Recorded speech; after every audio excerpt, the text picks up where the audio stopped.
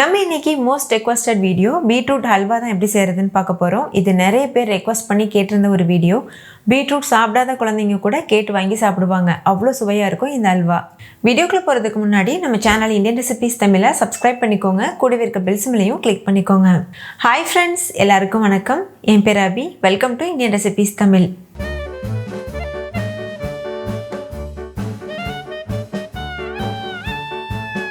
First இது பண்ணுறதுக்கு 3 medium size அளவு பீட்ரூட் எடுத்துகிட்டு தோல் நல்லா சீவிட்டு அதுக்கப்புறமா இது போல் துருவி வச்சுக்கோங்க. நம்ம கேரட்லாம் துருவோம்ல, அந்த துருவி வச்சுட்டு இது போல் நல்லா துருவிக்கோங்க. இந்த துருவின பீட்ரூட்டை ஒரு கடாயில் சேர்த்துக்கோங்க. பீட்ரூட்டில் எக்கச்சக்கமான சத்துக்கள் இருக்குது. குழந்தைங்கள்லேருந்து பெரியவங்க வரைக்கும் இது அதிகமான சத்து கொடுக்கக்கூடியது. ஆனால் இதில் இருக்கக்கூடிய அந்த இனிப்பு சுவை பிடிக்காமல் பீட்ரூட் பொரியல்லாம் கூட யாராவது சாப்பிடாமல் இருப்பாங்க. அவங்க கூட இந்த ஹல்வாவை கொடுத்தீங்கன்னா ரொம்பவே கேட்டு வாங்கி சாப்பிடுவாங்க. இதில் எக்கச்சக்கமான சத்துக்கள் இருக்குது. இது ஃபைபர் ரிச் அப்படின்றதுனால வெயிட் லாஸில் இருக்கவங்க இதை எடுத்துக்கும் போது ரொம்ப நேரத்துக்கு பசி எடுக்காமல் இருக்கும். ஸோ வெயிட் லாஸ்க்கு ரொம்பவே ஹெல்ப் பண்ணும். இப்போ இது கூட ஒரு அரை டீஸ்பூன் மட்டும் நெய் சேர்த்துட்டு லோ ஃப்ளேமில் வச்சு இதை நல்லா வதக்கிக்கோங்க. இதிலேருந்து தண்ணி ரிலீஸ் ஆகும், அது வரைக்கும் இது நல்லா வதக்கிக்கலாம்.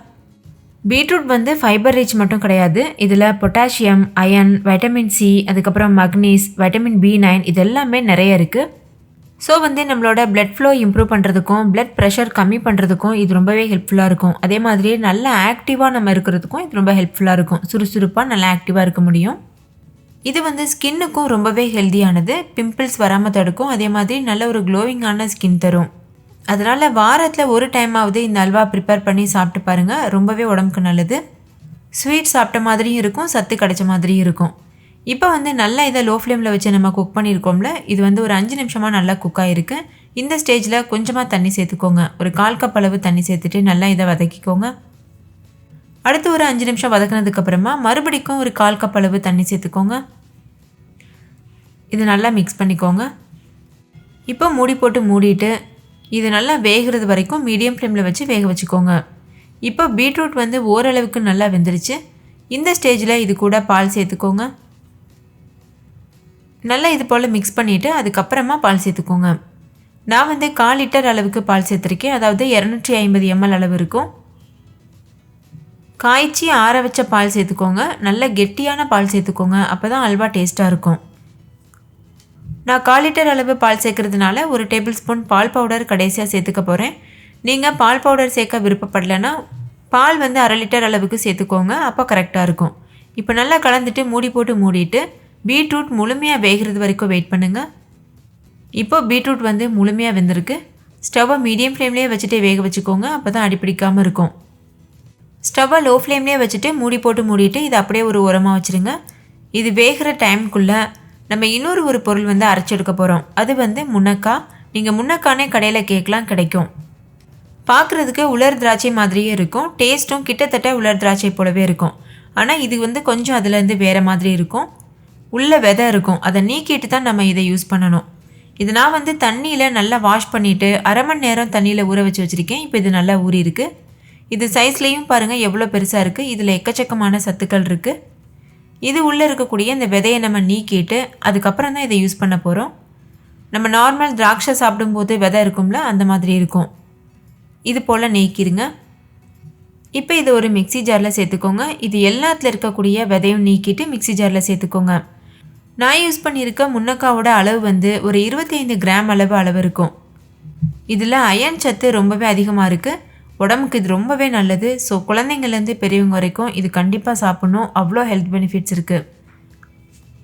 ஒருவேளை நீங்கள் இருக்க ஏரியாவில் முன்னக்காய் கிடைக்கலன்னா ஆன்லைனில் பர்ச்சேஸ் பண்ணக்கூடிய லிங்க் டிஸ்கிரிப்ஷனில் இருக்குது, வேணும்னா செக் பண்ணி பாருங்கள். இப்போ பாருங்கள், எல்லா முன்னக்காலேருந்தும் சீட்ஸ் ரிமூவ் பண்ணிவிட்டு நான் ஒரு மிக்சி ஜாரில் சேர்த்துருக்கேன். நம்ம ஊற வச்ச தண்ணியவே கொஞ்சமாக சேர்த்துட்டு இதை அரைச்சிக்கலாம். எல்லா தண்ணியும் சேர்த்துக்கூடாது, அப்போ இது அரைப்படாமல் ஆயிரும். பாருங்கள், இது போல் 1-2 அரைச்சிட்டு இது ஒரு உரமாக வச்சுருங்க. இன்னொரு பக்கம் பீட்ரூட் முழுமையாக நல்லா மசிஞ்சு வந்துருச்சு. இந்த ஸ்டேஜில் நம்ம ஏற்கனவே அரைச்சி வச்சுருக்க முன்னக்காவை இது கூட சேர்க்க போகிறோம்.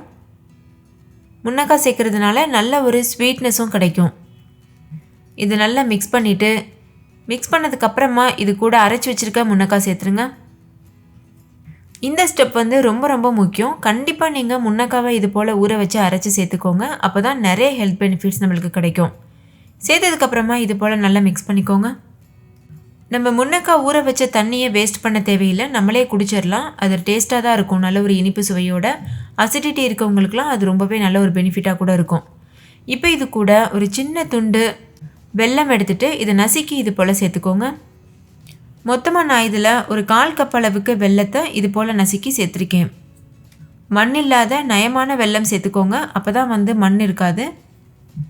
ஒருவேளை நீங்கள் யூஸ் பண்ணுற வெல்லத்தில் மண் தூசிலாம் இருக்க மாதிரி இருந்துச்சுன்னா நீங்கள் அதில் தண்ணி சேர்த்து காய்ச்சிட்டு அதுக்கப்புறம் வடிகட்டிட்டு கூட சேர்க்கலாம். சேர்த்துட்டு இது போல் நல்லா கலந்துக்கோங்க. வெல்லம் வந்து அந்த சூட்லேயே நல்லா வந்து கரைஞ்சிரும்.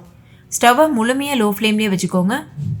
இது போல் நல்லா கலந்ததுக்கப்புறமா ஸ்டவ்வை லோ ஃப்ளேமில் வச்சுட்டு மறுபடிக்கும் மூடி போட்டு மூடிட்டு வெல்லம் கரையிறது வரைக்கும் வெயிட் பண்ணுங்கள். இப்போ வெல்லம் நல்லா கரைஞ்சிருக்கு பாருங்கள். நம்ம வெல்லம் சேர்த்து மிக்ஸ் பண்ணி வச்சதுனால நல்லா தண்ணி விட்டு வந்திருக்கு. இந்த தண்ணிலாம் கொஞ்சம் ட்ரை ஆகட்டும், அதனால் மீடியம் ஃப்ளேமில் வச்சுட்டு நல்லா இது போல் கலந்துகிட்டே இருங்க. முழுமையாக ட்ரை ஆகிடணும்னு அவசியம் இல்லை, லைட்டாக வந்து ட்ரை ஆனால் போதும். இப்போ ஓரளவுக்கு தண்ணி வற்றி வந்திருக்கு. இந்த ஸ்டேஜில் இது கூட நீங்கள் உங்களுக்கு விருப்பமான எந்த நட்ஸ் வேணாலும் சேர்க்கலாம். நான் வந்து இது கூட 1/4 கப் அளவு பாதாம் சின்ன சின்னதாக கட் பண்ணிவிட்டு சேர்த்துருக்கேன். நீங்கள் முந்திரி, பிஸ்தா, அதுக்கப்புறமா அக்ரூட் இதெல்லாம் கூட கட் பண்ணி சேர்த்துக்கலாம். நட்ஸ் சேர்த்ததுக்கப்புறமா நல்லா இது போல் மிக்ஸ் பண்ணிக்கோங்க. இப்போ இது கூட 1 டேபிள் ஸ்பூன் அளவு மில்க் பவுடர், அதாவது பால் பவுடர் சேர்த்துக்கோங்க.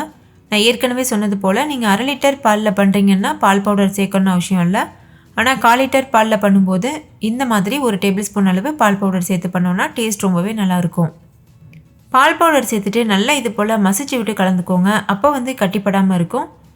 ஒழுங்காக நம்ம மிக்ஸ் பண்ணாமல் விட்டுட்டோன்னா அங்கங்கே கட்டிகள் ஃபார்ம் ஆயிரும். இப்போ இது கூட கொஞ்சமாக ஏலக்காய் தூள் சேர்த்துக்கோங்க. நான் ஒரு 1/2 டீஸ்பூன் அளவு ஏலக்காய் தூள் சேர்த்துருக்கேன்.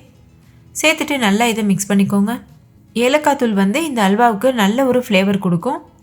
நீங்கள் இந்த ஸ்டேஜில் இப்படியே கூட சர்வ் பண்ணலாம். அப்படி இல்லைன்னா உங்களுக்கு ட்ரையான அல்வா பிடிக்கும்னா ஹை ஃப்ளேமில் வச்சு நல்லா வரட்டிட்டு அதுக்கப்புறமா கூட சர்வ் பண்ணலாம். பொதுவாக நம்ம அல்வானாலே நிறைய நெய் சேர்த்து பண்ணுவோம். ஆனால் இந்த அல்வாவில் 1 டீஸ்பூன் நெய் மட்டும் தான் சேர்த்துருக்கோம். அதுவுமே ரொம்ப கம்மியான குவான்டிட்டி தான். ஸோ இது டயட்டில் இருக்கவங்க கூட எடுத்துக்கிறலாம், ரொம்பவே ஹெல்த்தியானது. உங்களுக்கு நெய் வாசனை பிடிக்கும்னா கடைசியாக நீங்கள் 1 டேபிள் ஸ்பூன் நெய் சேர்த்து மிக்ஸ் பண்ணிவிட்டு கூட நீங்கள் சர்வ் பண்ணலாம்.